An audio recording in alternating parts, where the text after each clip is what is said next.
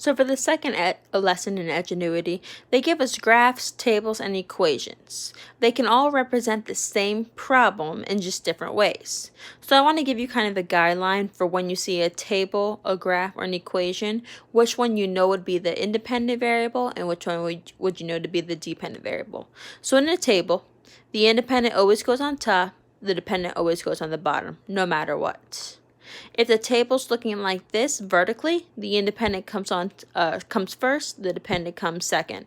I like to think about the initial I, D. Independent always comes first. Independent comes first here and first here. Looking at a graph, you have your independent and dependent. Independent is on the x-axis, which is the horizontal axis. Your dependent is on the y-axis, which is the vertical axis. So always independent, always dependent. And in an equation, it is always your dependent variable equals your independent variable in an operation. So for example, I put right here m equals 3p. Your m is your dependent variable because it's by itself. Your p is your independent variable because it is with an operation and a number. So 3 times your independent equals your dependent. No matter what in an equation, your dependent variable is always by itself, a letter, a variable by itself. So for example, I gave us a graph already right here. I have seconds to meters. So for 1 second, 3 meters, 2 seconds, 6 meters, 3 seconds, 9 meters, 4 seconds, 12 meters. I want to make sure I know my independent and dependent variable. Remember, in a table, your independent is always on top, your dependent is always on the bottom. So seconds is my independent, meters are my dependent. So if they ask you to graph off a table, you want to make sure you're creating ordered pairs off the table. So ordered pairs are nice and easy.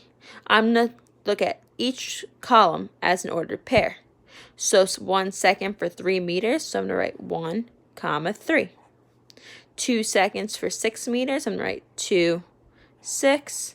3 seconds for 9 meters, I'm going to write 3, 9. And last 4 seconds for 12 meters, I'm going to write 4, 12. So that's nice and simple how we turn from a table into ordered pairs, because we need ordered pairs to graph on a coordinate plane. So I did our graph already for me. Remember, your independent is always on the bottom, so because seconds are our independent variable, seconds are going to go on the bottom right here. Because meters are my dependent variable, meters are going to go on the y-axis on the dependent variable side. So when I'm graphing, I look at the ordered pairs. My first order pair is 1, 3. So remember, you always go left or right first, then up or down. So I'm going to go over 1, I'm going to go up 3. This is my first ordered pair right here. My second one, 2, 6, I'm going to go over 2, up 6, about right here. My next one was 3, 9, so I'm going to go over 3, all the way up 9.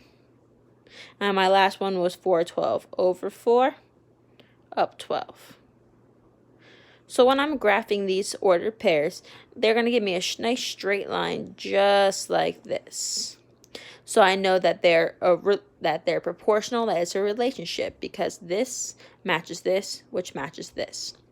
And if they do ask you to write an equation based off this table, remember, an equation, your dependent variable always comes first. So because it's meters, I'm going to write m for meters equals, and again, you want to see what happens to how you turn from top to bottom, top to bottom, top to bottom, top to bottom.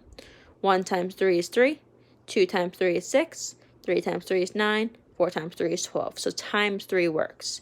So I take my independent variable, which is seconds, and I times it by 3. 3s. 3 times my independent variable equals my dependent variable. So 3 times 4 would give me 12. 3 times 3 give me 9. 3 times 2 would give me 6. 3 times 1 would give me 3. Table, equation, ordered pairs, graphs. Notice how they're all the same. They're written in different ways, but they all are telling you the exact same thing.